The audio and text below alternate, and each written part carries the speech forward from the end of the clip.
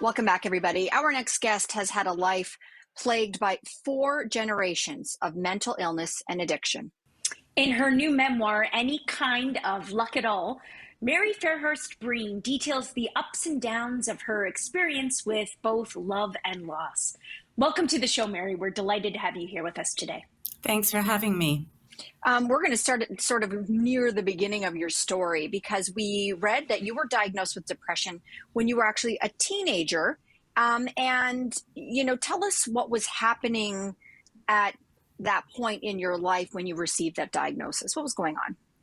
I lived with both my parents. My mom had moved to the suburbs after 17 years as a career scientist, and she married and had me quite late in life. So she was a fish out of water. She was really, really isolated and in this world that she didn't particularly like, alone raising me in the suburbs. And my dad was kind of an odd guy, but had not been diagnosed until one very difficult year when he had a really major, expensive, explosive manic episode, and then a really deep depressive episode. And at that time, he was diagnosed with bipolar disorder. He also had quite debilitating obsessive compulsive disorder. And from the time I was 11, he was in and out of hospital a lot. He attempted suicide a number of times. And outside of our house, we didn't talk about it to anyone. And after a while, I think the pressure of that just got to me, and I cracked a bit at about 17. And I was sent to hospital and diagnosed with depression and treated, and have never been hospitalized since. I do have chronic depression, and I think of it like any other ailment, like any physical ailment. I just received treatment. It's very manageable, and I've carried on. And then you met your future husband, Dan, at college, but that relationship became a little complicated and had some problems. When did you first realize that Dan had a substance abuse issue? Well, I actually met him protesting the nuclear arms race, and I was pretty excited to find a peace activist and a feminist, and he could cook, and he was very smart. And we were so young, in our early 20s, it was really hard to distinguish youthful, exuberant drinking and drug use from problematic substance use. So we got married too young. I had my first baby too young. I don't regret it for a moment. I became a grandmother at 56. It's awesome. But it was too early to really know that, in fact, he did have a serious substance use disorder. And it very slowly got worse, although he functioned very well. And as you just mentioned, you did have 2 girls with Dan, Emma and Sophie. You did ultimately separate from Dan as a result of his substance misuse. And then a few years into that separation, Dan died by suicide. So what did that do to your family? So we had shared custody for a number of years, but I had to take full custody of my younger daughter, Sophie. Emma was already a teenager by this point, so she'd had a very different experience of her father.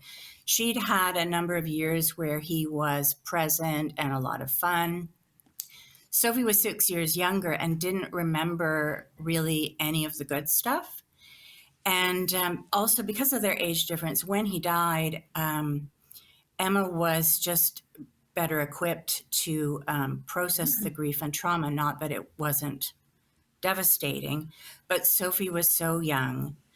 She just didn't have the tools to cope. And I feared that all of this would catch up with her at some point, as indeed it did. Yeah, March of 2020, Sophie died of an opioid overdose. But you make it clear that she was not in active addiction. Can you explain to us what that means? When she was about 20 and in university, she had a mental breakdown, and it became clear that Her drug use had been a form of self-medication to treat the symptoms of depression, anxiety, and post-traumatic stress disorder. She had quite a complex diagnosis, and honestly, not a great prognosis. I was really terrified. And she spent the next 6 or 7 years recovering from her addiction. She actually very, very rarely relapsed. She was so vigilant. She would not accept a prescription for anything highly addictive because she knew she was at such high risk of relapsing. So she tried all kinds of medications. She went to inpatient programs and outpatient programs. She tried non-traditional healing methods and very traditional methods like electroconvulsive shock therapy. She did absolutely everything she could find to make herself well. And she really, really suffered, and it was quite a roller coaster. And one night in March 2020, she was just in a really bad place and desperate for relief. And she took a very big risk and died of fentanyl that night.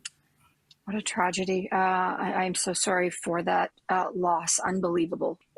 In this experience, you learned how flawed Canada's drug policies actually are. If you can take us through a little bit of the changes that you would like to see made. I've had to really learn a lot about this, and I've gotten involved with a group called Moms Stop the Harm that's very active in this area. The first point is that prohibition doesn't work. It never has and it never will. Mm-hmm. And after a century of this failed policy, it's time to take another approach.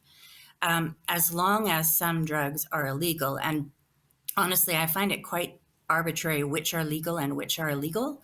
There'll be a black market demand for the illegal ones, and that means no quality control. And that's how such tainted drugs have hit the streets and are killing 17 people in Canada every day.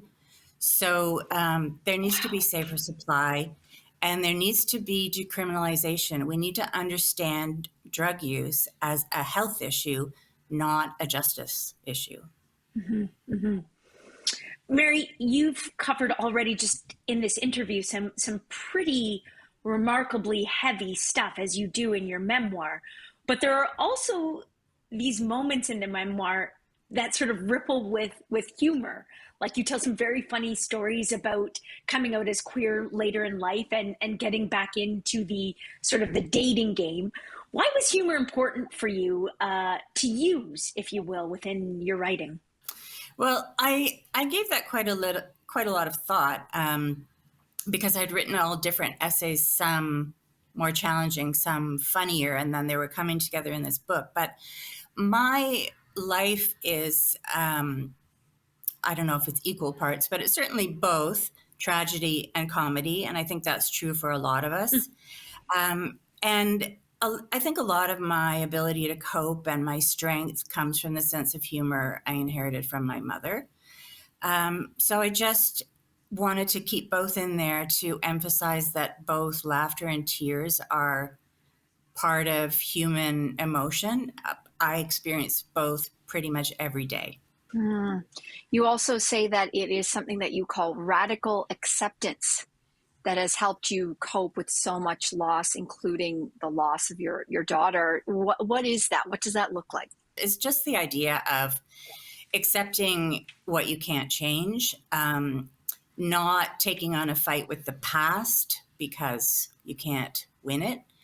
And in some cases, like in the death of my daughter, it's accepting the unacceptable. Because to not accept something that is true, to not accept reality, is not going to fix anything. It is only going to make you suffer more. Mary, can't thank you enough for being with us today and sharing your story. Thank you. Thanks for having me. Any Kind of Luck at All, what a great title, is available everywhere now. We'll be right back.